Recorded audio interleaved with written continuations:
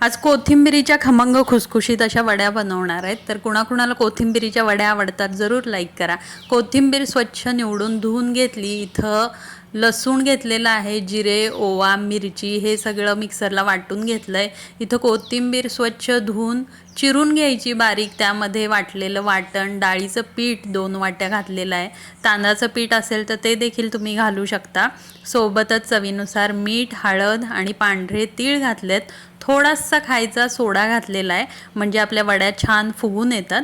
थोडंसं तेल घातलं आहे आणि हे सगळं छान मिक्स करून घेणार आहे। लागलं तरच पाणी घालणार यामध्ये आणि याचं जे पीठ आहे ते छान मळून घेऊन त्यानंतर याचे असे हे रोल बनवून घ्यायचे।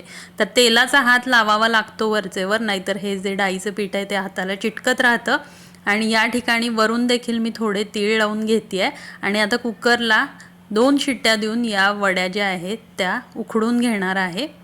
तर आता कुकरला या वड्या शिजून झाल्यानंतर, थंड झाल्यानंतर इथं सुरीनं कट करून घ्यायच्या आणि तेलामध्ये या ठिकाणी मी शॅलो फ्राय करणार आहे। तुम्ही डीप फ्राय करणार असाल तरी चालेल, पण अशा देखील खूप छान लागतात। आणि गरमागरम खमंग खुसखुशीत अशी कोथिंबीर वडी खाण्यासाठी तयार।